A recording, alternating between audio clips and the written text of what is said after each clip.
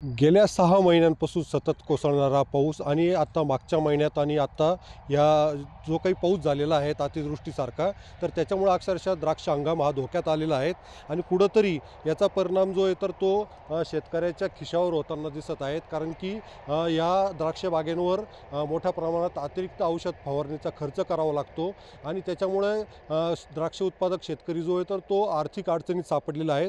आणि नाशिकच्या निफाड तालुक्यातील उगाव या ठिकाणी असलेले कैलास पानगावणे जे शेतकरी आहे तर त्यांनी नैराश्यपोटी आत्महत्या केल्याची माहिती समोर आलेली आहे. तर आता आपण त्यांच्या इथं आलेलो आहोत, तर त्यांच्या कुटुंबाशी बोलणार आहोत. मला हे सांगा की नेमकं काय कारणामुळे त्यांनी आत्महत्या केली, काय काय सांगाल? सततच्या पावसामुळं यावर्षी द्राक्ष बागेचं खूप नुकसान.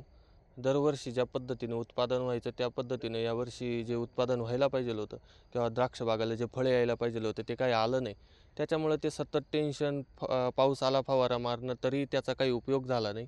एक 7-8 दिवसापासून सतत चिडचड, सतत त्या गोष्टीवरती विचार, काय केलं पाहिजे काय नाही विचार विनिमय करून पण मग त्याच्यावरती काही मार्ग निघालाच नाही किंवा कोणत्याही गोष्टीवरती मार्ग दिसत नव्हता. म्हणून मग आता आजच्या सकाळी ते पुन्हा नित्यक्रमाप्रमाणे द्राक्ष बागेत गरक्यासाठी आले. बघितलं तर आधी काही 2-3 घड जे दिसत होते त्यातले पण पावसानं सगळे जिरून गेले.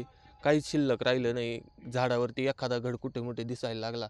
मग त्या दृष्टीनं ते आले आणि त्यांनी तो टोकाचा निर्णय घेऊन, भूमिका घेऊन आणि काही सावकारी कर्ज, काही बँक थकबाक्या या सगळ्या गोष्टींचा एकत्रित त्रास त्यांनी स्वतःच्या मनावरती करून घेतला आणि द्राक्ष बागेचं एक औषध आहे, त्या औषधाच्या माध्यमातून ते प्राशन करून त्यांनी जागेवरती तो जीव सोडला. खऱ्या अर्थानं ही आमच्यासाठी आता खूप मोठी बाब आहे.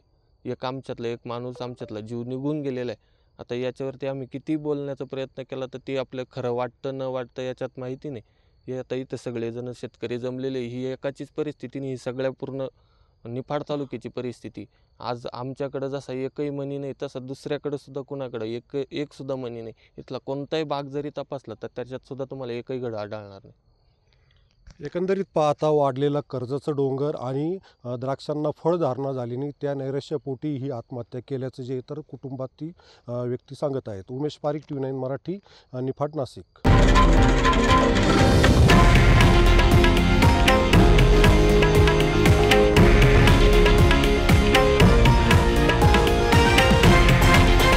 हे आहे देशातील नंबर 1 न्यूज नेटवर्क आणि आपण पाहत आहात TV9 मराठी, एकमेव.